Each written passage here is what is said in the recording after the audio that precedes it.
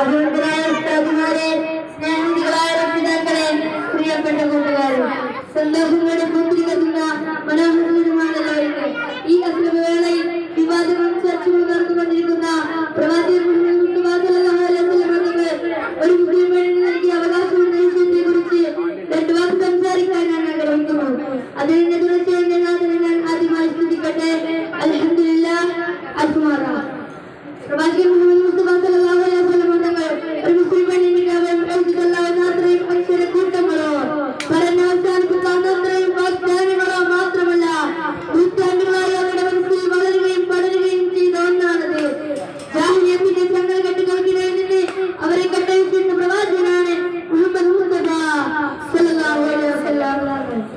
ഇതിൽ മറ്റ് സംസ്കാരങ്ങളെ എടുത്ത് പരിശോധിച്ചാൽ പ്രവാചകൻ മുഹമ്മദ് മുസ്തഫ സല്ലല്ലാഹു അലൈഹി വസല്ലം തങ്ങൾ ഒരു മുസ്ലിം പെണ്ണിന് നൽകിയ അവകാശം നമുക്ക് മനസ്സിലാക്കാവുന്നതേ ഉള്ളൂ. സംസ്കാരങ്ങളുടെ കൂട്ടത്തിൽ ഏറ്റവും ഒന്നാണ് പാശ്ചാത്യ സംസ്കാരം. ഈ സംസ്കാര പ്രകാരം പുരുഷന്റെ സ്വകാര്യമായിരുന്നു സ്ത്രീ. അവരെ വാങ്ങുകയും വിൽക്കുകയും എന്തിനു പറയുന്നു, അവരെ പണയം വെക്കാൻ പോലും പുരുഷന് അധികാരമുണ്ടായിരുന്നു. കുർബാനിയ നിയമത്തിൽ മലയാളിയുടെ മകനെയാണ് നൽകിയിരിക്കുന്നത്. റോമൻ സംസ്കാരത്തിലാവട്ടെ പിതാവിന് മകളെ വധിക്കാനുള്ള അവകാശമുണ്ടായിരുന്നു. ഇവിടെയാണ് ഇസ്ലാം സ്ത്രീകൾക്ക് പുരുഷന്മാരെ പോലെ ഖുർആൻ വാക്യങ്ങൾ എടുത്തിരിക്കുന്നത്.